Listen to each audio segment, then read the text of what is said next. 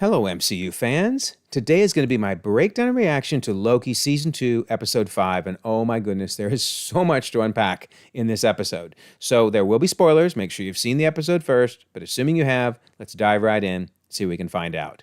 So we're starting a new month of November, so that means it's time for a new contest. All you have to do to enter is be a subscriber and leave a comment. One random winner will be announced on a video in early December and can choose from one of the books or steel books above.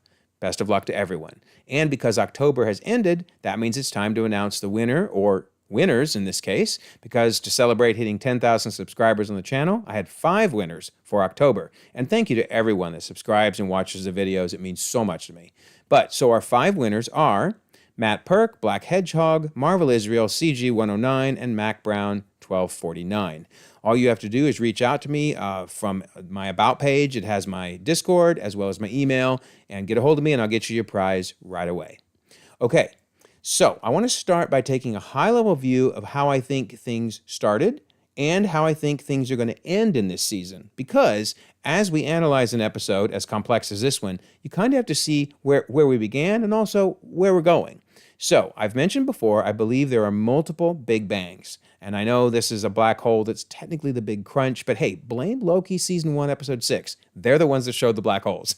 But anyway, it's kind of like the Big Crunch leading to a new Big Bang. But the key is, we need several Big Bangs because each of them have different Infinity Stones. And those Infinity Stones control the physics for those respective universes. And that's how we get Paint and Noir and Cube and animated and live action universes. If we don't have separate Big Bangs, then we can't have separate universes. Now, I do think, of course, that there are multiple live action universes and multiple animated, etc.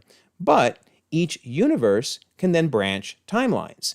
And granted, keep in mind, those timelines are essentially a carbon copy of the universe. The only difference, of course, is the nexus point and the difference there. But so I've had a lot of people say, hey, timelines and universes are the same thing.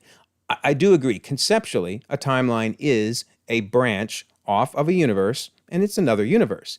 But the reason we need to distinguish between a timeline and like an entirely separate universe is they have a separate Big Bang, a separate origin point, and separate physics. That's really, really important.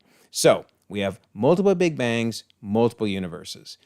I therefore think each of the Kangs, the main ones we've seen, all came from different universes. That's what He Who Remains said. And I think they all have different origin points as well.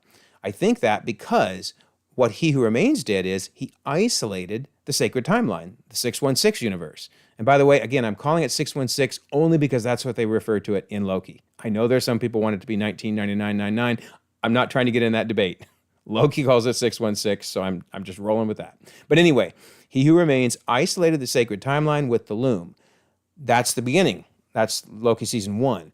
I think by the end of Loki Season 2, the loom has to be shut off. There's just no other option because we've seen in Phase 4 already, and I'm sure into the rest of Phase 5 and Phase 6, this is where we're going. The multiverse is exposed to the 616. I think then we're going to see more timelines branching. They're going to end up intersecting with the other universes, and that's how we all collide. So I want to stress a couple things about why I think this is our model. If we look at Quantumania, and I mentioned this in my last video, but in case you haven't seen that, this is so important. The Kangs say, so the exiled one is dead. You sure he's dead? If it wasn't true, I wouldn't call you. Must really eat you up that you're not the one that killed him. None of us killed him. They did. Why am I bringing this up? Because these guys remember the exiled one. I think the exiled one is He Who Remains. But even if you think it's the exiled one, the Kang in Quantumania, my point is these guys remember them. If they were created from scratch after this season ends, they would have no memory. They would not be mad that they didn't get to kill the exiled one. I think that's really, really important. And then as for those branches I mentioned, big shout out to Trexanus, I hope I'm saying that right, who wrote this really good Reddit post. That's the title of it there, but I will leave a pinned comment that has a link in case you want to check out his Reddit. It's fantastic. But one of the things he pointed out is this awesome article that Kate Herron did back in 2021 for Murphy's Multiverse. Notice she says, so there's branches, right? Which is like the alternative reality. But then something, you'll see it, it's very subtle, but in the very last shot, which you see below, you see the multiverse. There's like basically other bigger physical timeline branches. So it's almost like these different separate trees are now connecting. I mean, she's saying it right there, separate trees. It's really clear to me. She goes on to say, it's almost like a bridge. If you imagine the branch is like another reality, but if the branch extends beyond a certain point, it will then connect with the other physical timelines. That last shot we did, there are a lot of thicker branches that are meant to be our timeline, and then there are other timelines like that, and branches are the connectors, basically. So, again, I'm bringing this up just to say, I believe the end of this season, so the end of the next episode, will lead to the loom being shut down and will lead to the 616, the sacred timeline, being exposed to the multiverse. Now, I do understand there are some that believe there's only one big bang, and I used to even be in this camp. But what gets tricky is I don't quite know how He Who Remains could isolate just the sacred timeline unless he killed everybody else. And I don't think he could have killed everybody else because they can't all regenerate from this point because they have a memory of what happened before. So anyway, let me know in the comments what you think, but I really, really feel that the earlier model I showed, that's where we're going, that it's separate universes and that those guys have always been around. But I just wanted to point out why this is important because I believe this is the alternate view, and I've heard this on several big YouTubers saying that, as a result of the end of this season, they're all going to spring out of it. I just don't think so, but we'll find out in less than a week. Okay, one other unfinished business. I had mentioned before how Screen Crush reached out to me, but how I was like, I'm not very good at doing interviews, right? This is more fun. I let the videos and the images do the talking for me. But I will give them credit. This was so nice of them. I think I now know the video they wanted me on because they released this video, which has got 259K views. That's pretty cool. And in the video, they cover a lot of the theories that I mentioned. And they're so nice. They did a shout out to my video, and that was really cool. They're just a real quality channel. I'm sure everybody here watches Screen Crush, but if you don't, go check them out. But I did think this was cool. My next video after that, the one about Quantumania and how it fits with Loki, got 67,000 views. And that's really amazing considering Screen Crush has 1.5 million subs, and I got like 11,000. So again, thank you all for watching the videos. It just means a lot to me. Thank you. This takes so much time to put these together, but it's worth it when people get something out of it. All right, so into the episode. Where did we leave off? Now, I said in the last video that I really think the loom destroyed the sacred timeline, and here's why. Notice those are the threads. Those are the timelines in the sacred timeline, and they're just hot red coming out there. And then, of course, the loom then explodes, and it sure looks like it wipes out the branches. I don't know. I guess maybe they'll tell us, but it sure seems like everything's gone at that point. But we pick up with this episode, and Loki seems to have gone back in time, like he did a little time slipping again. We thought that had been cured. So I would say, I'm going to talk more at the end about how I think all this fits together, but it seems like either they temporarily stopped it or something about the loom exploding kicked it back on again. So we'll discuss it more later. But anyway, notice there's nobody around. That's fascinating. And here's what's interesting. Look at the loom and where it's at as he looks out the window from a status standpoint. It kind of looks like where it was in episode 1, because here's an episode 1 shot. I mean, that's about the same, right? Maybe it's a little worse, because then here's episode 4, episode 4, how bad it was. So it's hard to tell, but I would guess that he went back to wherever he was around episode 1 time frame. But this is interesting. Notice we get a totally different message on the intercom. The voice is saying TVA code 1229. And I looked through all the transcripts. This is the only time that code's ever been used. And it says fail-safe mode initiated. Thank you for your service. And the whooshing is that he's time slipping again. But isn't that interesting? Very different message, because the previous one was TVA code 1227, and more importantly, all personnel report to the nearest time door evacuation point. So it seems like he went back in time, but things have escalated. We've gone from just head to the nearest evacuation point to thank you for your service, goodbye, it's over. And we kind of see that, right? Because the time slipping seems to be really deliberate. Notice he pops into a room and sees himself looking at a book. Okay, fine. And he's like, hello. And then time slips away before he sees himself. But I think what's important is he time slipped to a point where he saw himself with the book. Then he time slipped to the point before that as he's walking in the room, and that makes him pick up the book. So do you see what I mean? The time slipping actually gave him the idea to look at the book. He saw a future version of himself with the book, but when he came in the room, I'm betting the only reason he got it is because he saw his future self had the book. It's crazy to think in your head. But the real key is the time slipping gave him the idea. And this book is important, as we'll see as the episode goes on, of course. And then, of course, now his other self comes in. He says hello. He blips out, time slips out. And now he's like, hello? So pretty wild. Then, interestingly enough, the loom, I think, has now been destroyed in this, wherever he's gone, however far back in time he went, the loom has caught up with it because it's spaghettifying and the whole room is going nuts. And good for him, right? He time slips again. And we're going to see, I think this time slipping is far more intentional than accidental. And notice, first, the monitor is saying loom stabilization. So it's not in too bad of a state, but then it switches over to fail-safe mode. And of course, we get the thank you for your service. So as we're going to see, I believe when the loom blew up, I think it blew up, I think the timelines all blew up, that everybody in the TVA reset back to their branches. So speaking of, we get to learn a lot of people's original lives. And it's so freaky that, I mean, obviously that's a dummy's head, but it just looks creepy. But anyway, we learn that Casey was actually in Alcatraz because as the scene proceeds on, we see he's in a jailbreak and we're running through the prison walls. And then sure enough, if you hadn't already caught on, they'd pretty much tell us. It's San Francisco, California, and this is Alcatraz.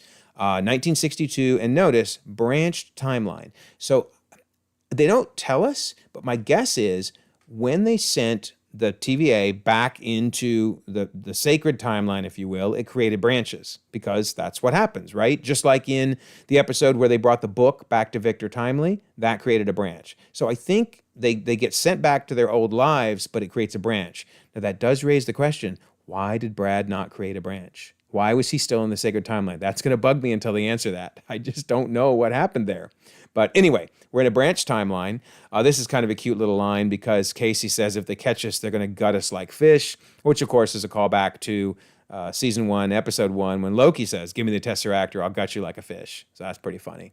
Then Loki shows up and he's like, hey, Casey. And Casey doesn't know who he is. Casey's like, who are you? And he's like, who am I? Casey, it's me. And they're all like, Frank, why is this guy calling you Casey? Which, by the way, you never want your fellow inmates that are escaping from prison to suddenly not trust you. That's not a good sign. But anyway, who is Frank, by the way? Well, Frank is Frank Morris, and there's a movie, if you've never seen it, well worth watching, Escape from Alcatraz, but it's actually a true story about 3 prisoners, and on the left is Frank Morris, and Clint Eastwood played Frank Morris, and yeah, they did use dummy heads to trick the guards and escape out. That's just a creepy looking dummy head. So pretty cool that it turns out that good old Casey actually is a historical character, Frank Morris. And then this is kind of funny because in the ending credits, notice in the upper middle there, the case files about all the different TVA agents, maybe they're implying Frank Morris got away, the other 2 got caught. So not sure what they're saying there, but that would be pretty funny if our boy got away and they still got busted. But it's also kind of funny because that means Casey was a famous character, but remember, so was Loki. Back in season 1, episode 1, he, it turned out, ended up being D.B. Cooper. So that's pretty funny. They both have nefarious pasts. Both Casey and Loki have been or played mysterious characters that vanished.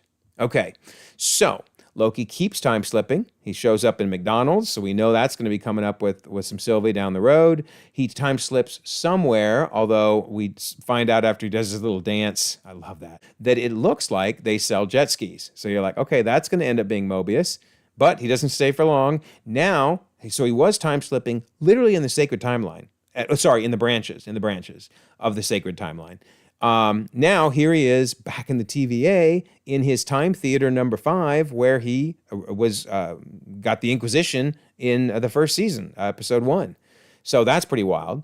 Then he jumps back into another branch, and we get to learn about B-15's original life. So this one is in 2012, which it's kind of cool to think it might be around Avengers time, since that was in May of 2012, but who knows? And it's in New York, so it just kind of screams tie-in with Avengers, but they don't go anywhere with that. But we do learn her name is Dr. Willis, and in the ending credits, the same set of files, if you look in the upper right, and I'll kind of zoom in because it's very hard to see, her name is actually Verity Willis. So she's not just Dr. Willis, she's Verity Willis, who theoretically is being patterned after a comic book character of the same name. And it's pretty interesting. I don't think they're going to go with this any further than just a fun little Easter egg. But in the comics, she was one of the few people that could always call out Loki's lies. So they actually became really good friends. But basically, his mischievous nature would not get past her. Which is kind of funny, because if you think back to first season, remember, she was always the one calling out Loki. He's wasting our time, if you remember during the Renaissance Fair when they were trying to catch Sylvie. So, yeah, that I don't know whether they actually planned that in first season, that they were going to have her be Verity Willis, but interesting nonetheless. All right, so he keeps time slipping. So she sees him, and then he vanishes. And now we're back to Mobius again, which is cool. He stays a little bit longer with Mobius this time. We see Mobius on the jet ski. That was awesome. Wind in the hair, a little mist slapping you in the face. Love that. And now we find out 2022 branch timeline. So Loki's jumping between all of these branches off the sacred timeline, this time in Cleveland, Ohio. Now, what's interesting about 2022, obviously, is that's 4 years into the blip. So, I mean, this is a branch off the sacred timeline, so that would mean Mobius was around selling jet skis during the blip. Now, I've always felt like the blip was a pretty terrible time, and I think it is. They are 4 years into it, so maybe they're trying to sell jet skis, but they're not doing very good. So maybe that is reminiscent of the fact that nobody wanted to do anything during the blip except be depressed. But anyway, that's kind of cool. And then I love this. He says, "Great donuts today, Dale." So clearly he likes sweets even in the sacred timeline / a branch. Because remember, he loved himself that key lime pie, nasty as it looked. I wonder if the donuts look that nasty. They should have shown them to us. But I thought that was kind of a fun thing to look at his sweet tooth, basically. So then Loki shows up again, saying the TVA is gone. And you get the funny little joke about, no, I think you meant ATV, and no, you're in luck. You know, we have two in back, he says. That's when Loki realizes, wait, you don't remember me either? It's like nobody's Casey didn't remember him, remember? And now Mobius isn't remembering. So he's catching on that everybody's been reset. Their memories have been reset. And they're off on the branches, of course. And then we learn that he's got a son. He says, your son's on line 3. And he says, I'm sorry, single dad, give me a second. Now, you got to wonder, right? They're in the blip, and he's single dad. Did his wife get blipped? That's kind of a bummer if so, kind of depressing. And also because had he stayed another year, she would return. So, you know, he talked about not wanting to know all this time, not wanting to know what his life was like on the sacred timeline because maybe it was good. Well, he might think right now it isn't that great because he lost his wife. But man, one more year, and she'd be back. Wild. All right, so then he time slips. Ultimately, he will time slip into OB's original life. So that's in 1994, branch timeline, Pasadena, California. And they do this real funny scene where he tries to buy his own book because he stuffed him in the bookstore. And of course, there he is, his picture in the book, just like on the TVA manual. Gotta love that. And they're like, would you stop putting your sci-fi books on our shelves? It was kind of a clever idea. His goal was get them to think a bunch of them are being bought, so they'll actually buy them because none of them are on the shelves. He's just stocking them himself. But yeah, they kick him out, get out of here. Then we go back to his little house, if you want to call it that. It looks like a bomb shelter, really. He's got all these notes on the wall.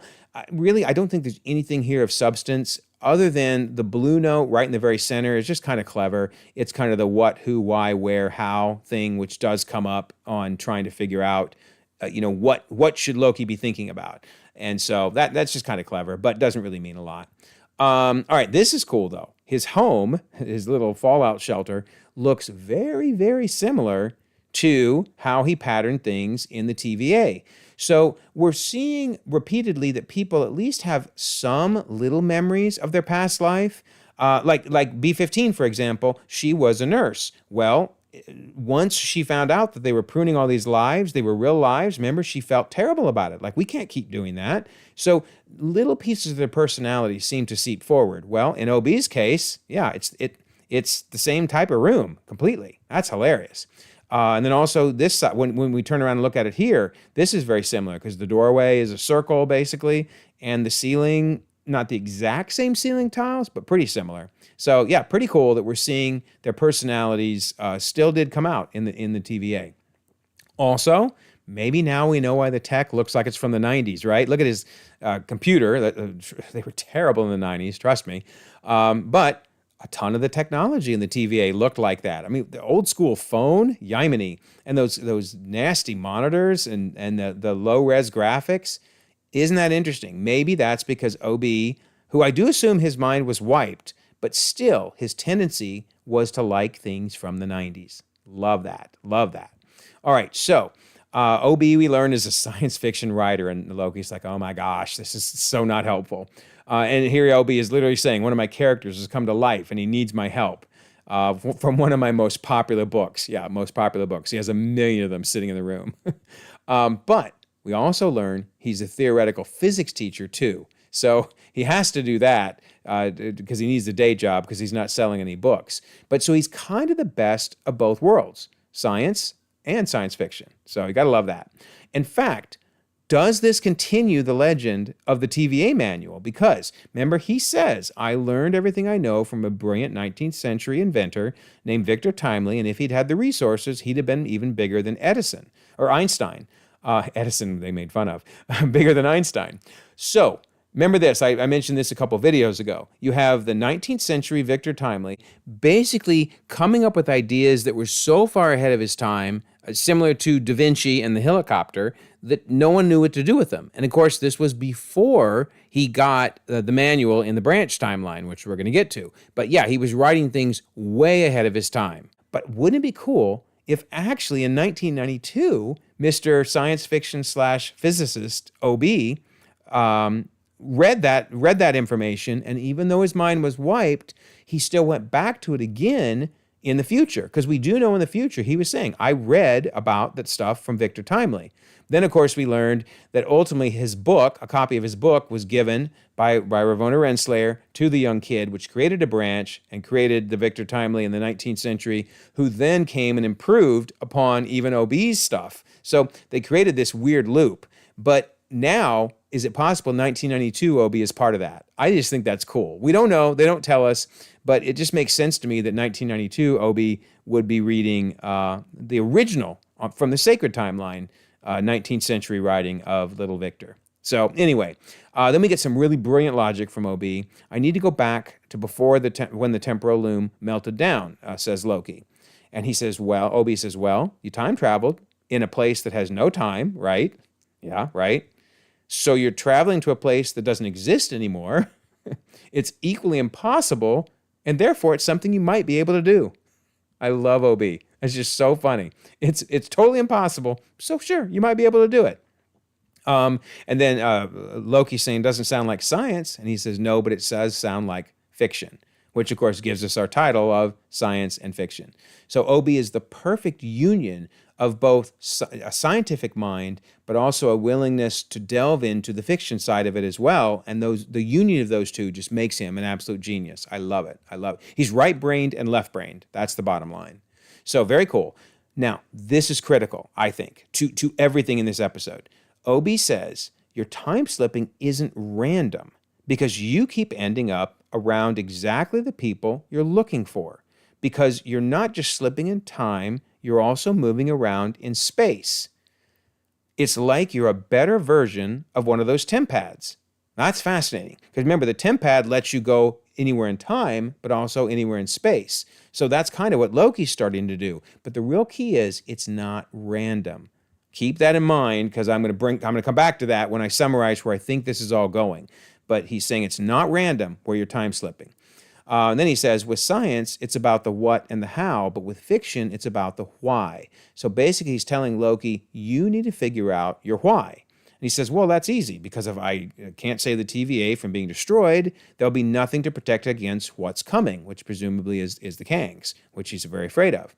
So he thinks that's his why. So Obi's like, oh, great. Well, you figured out your why, so try it. Try to time slip. And we get some hilarious gymnastics from Loki here as he grunts and contorts around, which is really funny because that means this is what it looked like when they didn't put the CGI in. Like Tom Hiddleston was really doing this craziness. Too cool. The dude is a physical genius. Amazing. But no luck, so they realize, okay, we got to try something else. So Obi theorizes if you get all those people together who have a collective aura unique to that moment in time, i.e. the pens in this case, in his example, if we can get everyone together in one place, we can read that aura and it will be like coordinates. That's pretty cool. And we can use those coordinates to get back to that moment. So you start to think, oh, that's the purpose of this episode then, is for him to get the five together, get the band back together, and we're going to use that to get back to the location where he was right before the loom exploded.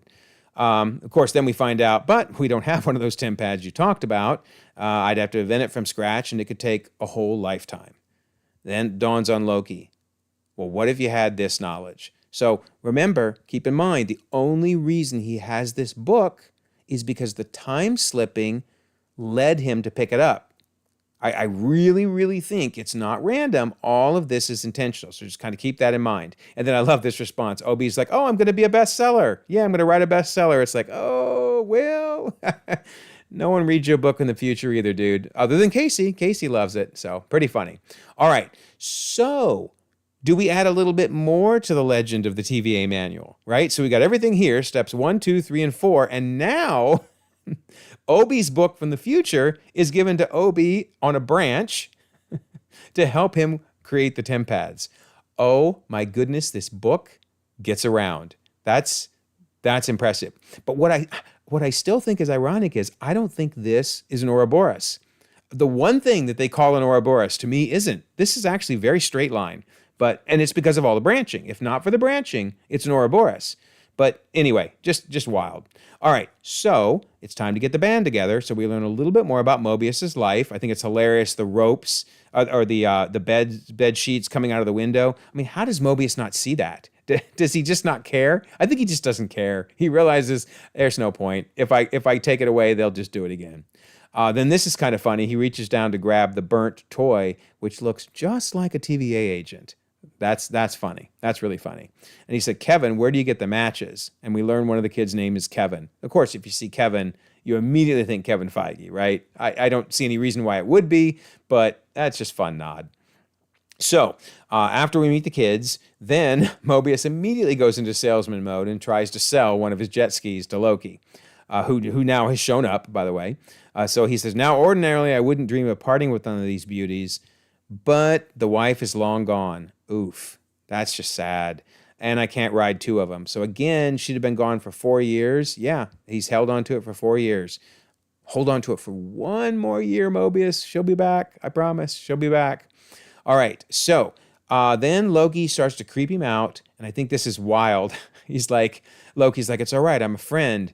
And Mobius bears some teeth. I guess when his sons are in danger, he doesn't play around because he's like, I know you are.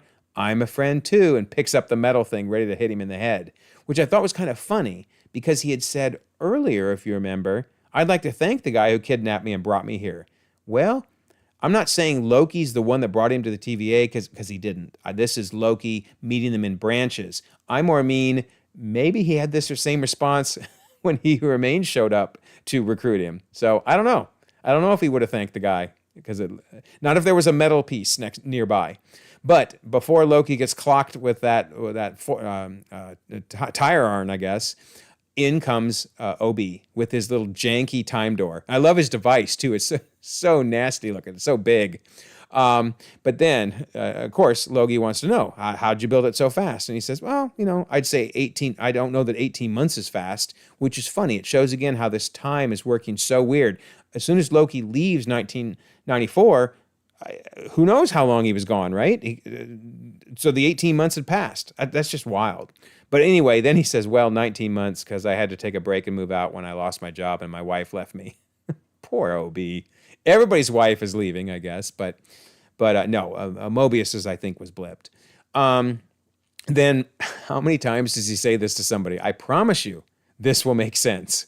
It's like again, I think it's the writers telling us it's going to make sense. Hang in there. Hang in there. So he explains to Mobius, you saved my life when I first arrived. You saw something in me that I hadn't seen in myself, which is really cool. Nice character moment there. And Mobius is like, is he my friend? And Loki's like, well, he will be. And over there, you got poor OB with his janky time door just flipping out everywhere. It goes up in the air and then over in the tree. That's just so awesome. I can't believe anybody wanted to use that time door. I mean, I guess you got to trust it. He has no other option, but yikes. So then this is really cool. He says, what about my boys? And Loki says, they'll be fine. But this is interesting. So the TemPad lets you do something we've never really seen before. And that is that Loki says, look, you can come back anytime. And now we learn that they use the time door to go back in time just a little bit. So now they're actually seeing each other a second time. Obviously, the time slipping allows this because we've seen multiple times where Loki's run into himself, but we've never seen them use a time door to do it. So that's just kind of interesting. And then Loki says, I can bring you back at any point in time. And boy, doesn't that promise sound familiar, right? Who said something like that? Well, that would be the Kang in Quantumania. I can make it so you never left her. Hope is going to open that door and you'll be there. Again, I'm not trying to imply that Kang and Loki are working together or anything like that. I just mean, isn't it interesting? They both are making promises with what you can do with these time doors. So I guess you can just pop somebody anywhere. It's probably going to create another branch. It has to, right? But interesting. Interesting how familiar those promises sound. So then I love this. Mobius decides, maybe I like this idea. Mobius, that's a pretty cool name. Owen Wilson is epic. Love that dude. All right, so time to get the rest of the band back together. So he goes and catches up with Hunter B-15, Dr. Willis. This is going to sound strange, he says. Yeah, I'm sure it did sound strange to her. Then he goes to get Casey, or Frank, as the case may be, opens up his door and steps through. Again, I don't know that I would want to use that door, but nonetheless. And then we start to see, hey, once a thief, maybe always a thief? Right? I mean, here he is stealing some random piece of equipment. Is it possible that that's why he has so many of these stones? Again, did they really think about this in season 1? Maybe they did. Maybe they did. Or maybe he just likes to collect them. But it's kind of funny to think that he still has that tendency to just grab everything and shove it in his drawer. And then good old Mobius, once a salesman, always a salesman, trying to sell watercrafts to Dr. Willis. Love it. Love it. All right, so then Loki realizes, no, we're not done yet. There's one more, and he knows this one's going to be hard. So before he shows up, we see Sylvie getting into her van, but does she not notice this? Notice on the right there that her food and her cup are just fading away. And then you can even see in the rearview mirror there, that's the spaghetti strands. Now she looks over and sees they're gone, but I wonder if she just assumes they blew away or somebody took them, because she ought to be realizing she's not safe. She's acting like she's safe, but she's not safe. Now, how did she get here? Everybody else got reset. We saw that. And they're going to bring that up in just a second. I think she used her TemPad. I think she bolted at the last second, which, I guess you could argue that's a little selfish. She didn't save everybody else, but I don't know that she could have. I mean, she had just mere seconds. But I do think she used her TemPad to get here. So Loki shows up, starting with his, this is going to sound strange, but she's like, no, I know who you are. He's like, what? Nobody else did. Their lives were reset. So if there was any doubt up to this point that basically it did a reset, here's the answer. So it just seems like if the loom is going to destroy, that He Who Remains had it set up that everybody just got sent home, which is cool. He could have let them all die. Instead, he's like, nope, I'll send you back. That's kind of cool. So they go to get a beer and go to get a snack, and we see in the bar the arcade game for Zaniac, which is interesting. Remember, because Brad went back to the sacred timeline. Again, I don't know how, but maybe we'll find out one day. Anyway, he goes back to the sacred timeline, became Zaniac, in the play at least, and now there's actual video games, which that would have been, that was in the 70s, now we're in the 80s. So, less than 10 years they got video games. And you hear actually Brad's voice saying, Zaniac craves blood. And then if anybody stayed to the very, very end, like the very end, they give us a little audio Easter egg where Brad says, you died, insert a coin, loser. Which, that's the way the video games were. When they were done, they taunted you and made you want to put in another quarter and play again. So that's pretty cute. All right, so remember, OB had said you need to figure out your why. And Loki thought his only why was, I want to prevent the Kangs from coming. But Sylvie really pushes him. What do you want? It's not that hard, Loki. What do you want? Until finally, Loki says, I want my friends back. I don't want to be alone. So that's really important. We're going to come back to that as well, but that's really important. He has multiple motivations. Yes, he wants to save the TVA because he wants to prevent the Kangs.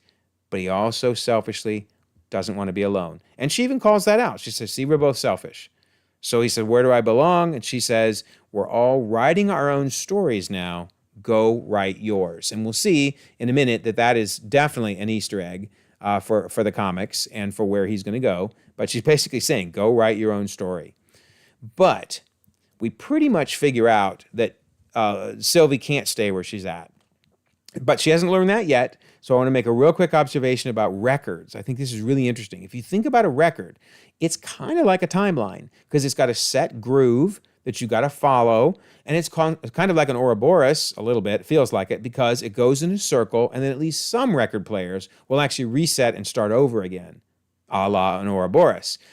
But one interesting thing about records, because I used to do this as a little kid, if you wind them backwards with your finger, it's called backward masking.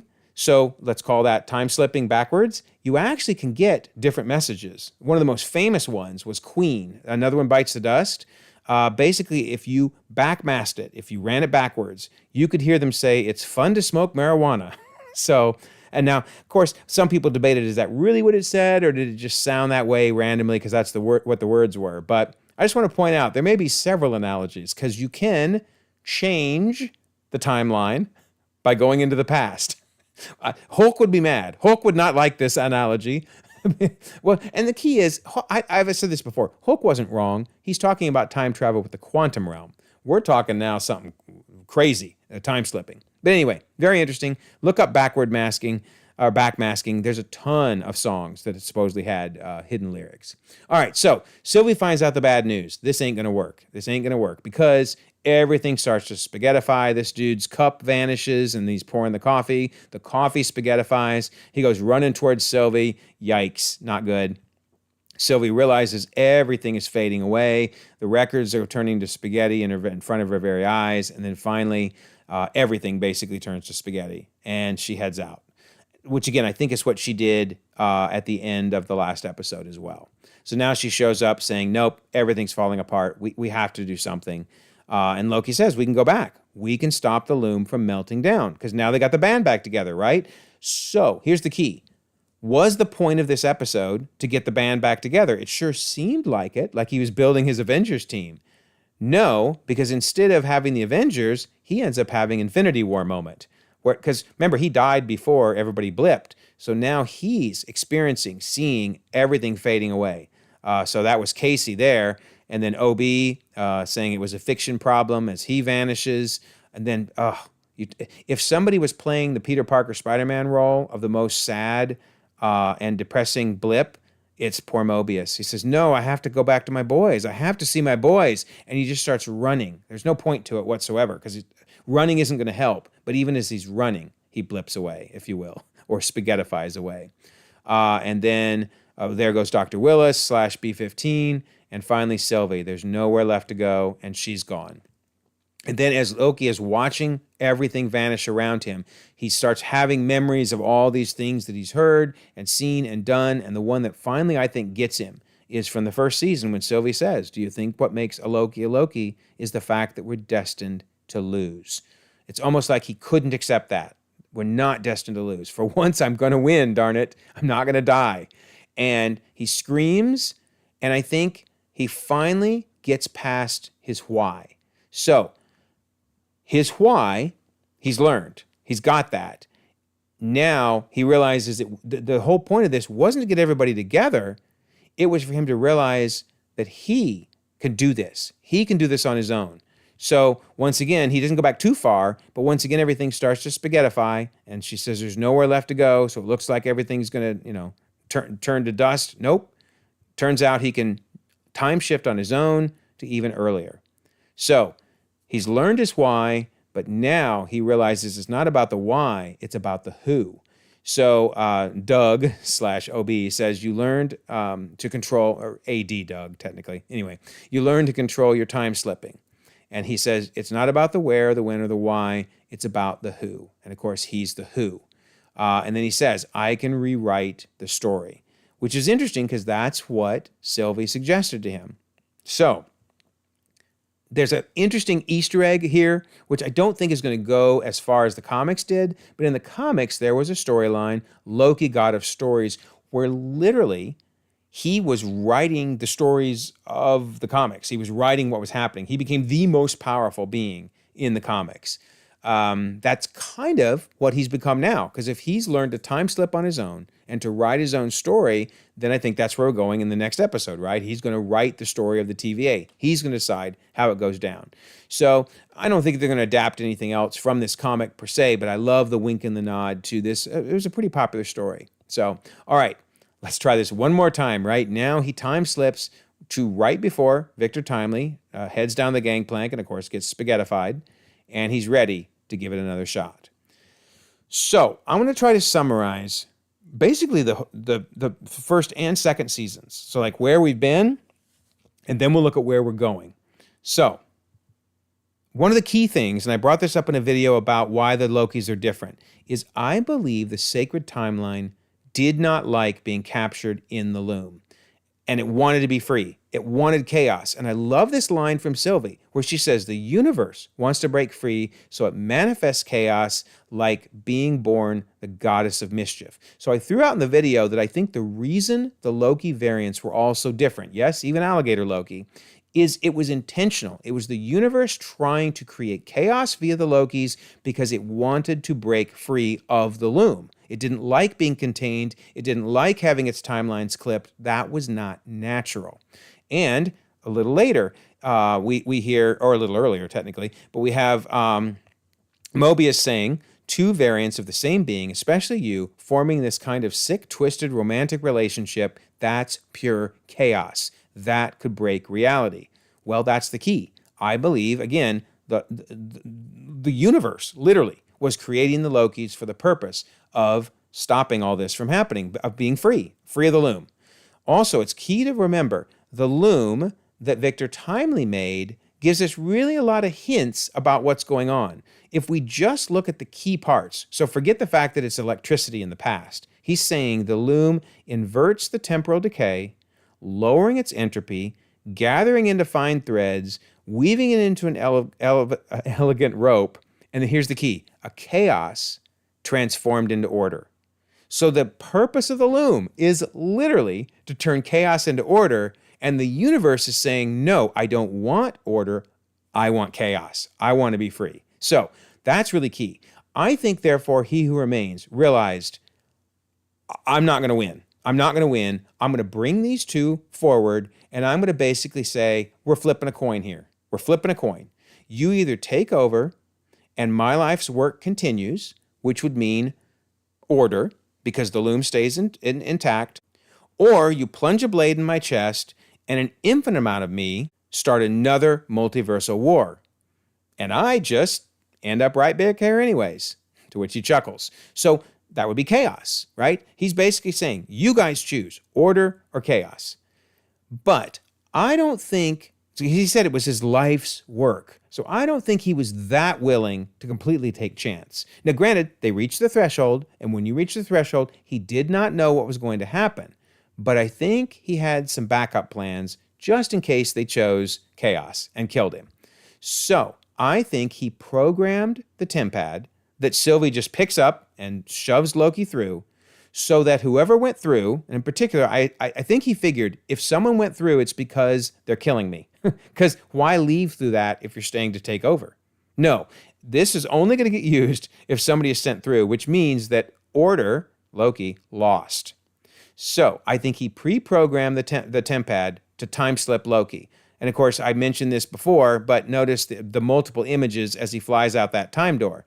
That's because it's this special time door created by the TemPad, his TemPad. And remember, the TemPad has the ability to both time twist, in other words, alter time, and to transport you throughout space. So it's perfect. It has the ability to do time and space. So I think, therefore, the time slipping was all thought in advance by He Who Remains to get Loki to ultimately fix the loom. He wants order. He Who Remains wants order, even if he died. So, what do I mean by all this? Well, remember I said the time twisting was intentional. How interesting is it that originally, in this first time around, Loki goes to the future, sees himself, and realizes and gets pruned. The only reason he does that is because later the time slipping allows him to come to that point in time and realize, oh, I'm the one that needs to prune him. Okay, cool. So out comes Sylvie, and he prunes Loki, and of course says, I promise you this will make sense. There's that line again. But you see how the time twisting, it helped him. Each time he did it, it helped him achieve a goal. In this case, it was to put the time twisting on hold. So then, I think part of He Who Remains' backup plan was to send Miss Minutes and Ravonna, of course, to give the book. Remember, the one at the end of time, he told me that we need to put this package in that window. It was his plan meant to protect all of time, the plan he made when he knew the end was near for him. So I don't think he knew he was going to die, but I think this was his backup if he did die. So, okay, great. When he's back where he belongs, you and I will be right by his side, which, of course, we know how that turned out. But yeah, they give the book to Victor.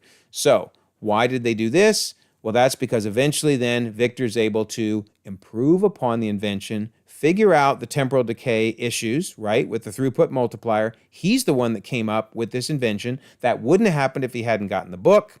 And so now they have an action plan. So He Who Remains, again, I think he had all this thought out, other than the fact that they just simply took too long. So at the end of episode 4, of course, Victor Timely gets spaghettified and everything goes crazy.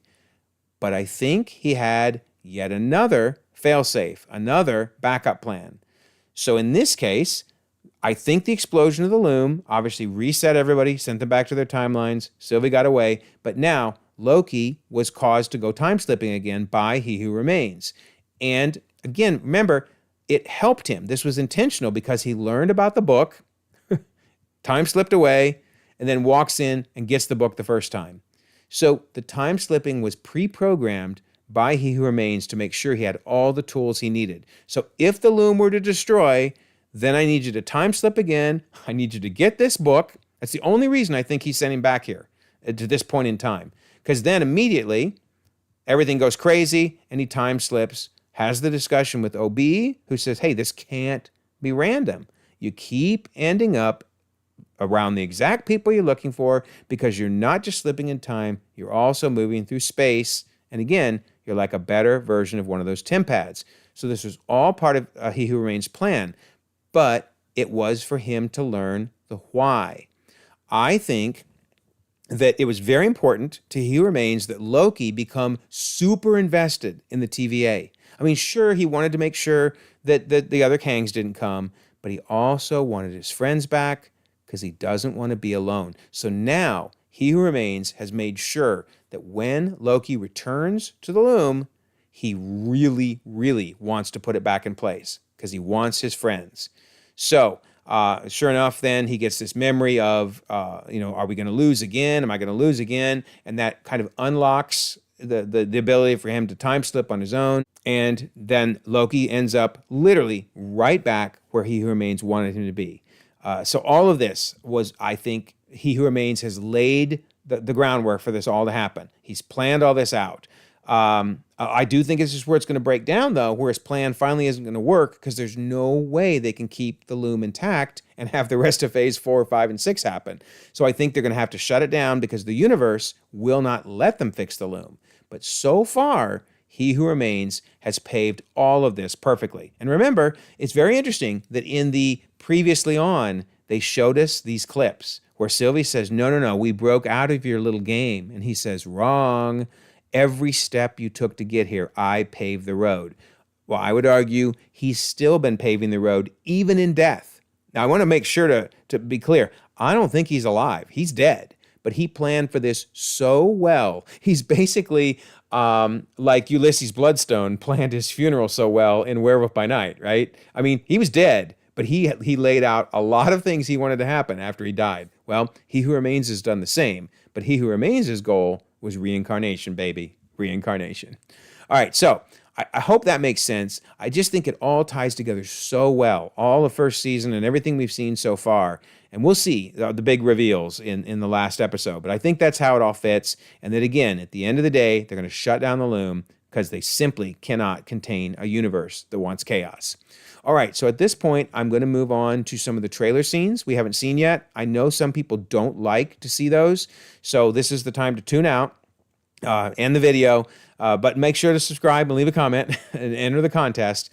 But yeah, if you don't want to see some of the things that have been revealed in the trailers, I don't consider it spoilers, but I know some people just, stay away from trailers. That's fine. So anyway, thanks for watching if anybody checks out. For those who are still with us, though, let's look at some of the scenes we still have not seen yet. So it does look like we're going to be heading back to the episode 6 of the first season, because we see a scene with Sylvie using her magic. We still have not found out what happened to Renslayer. So obviously the reset where Loki time slipped back to the loom, we're going to be probably seeing Renslayer and what's happening with her.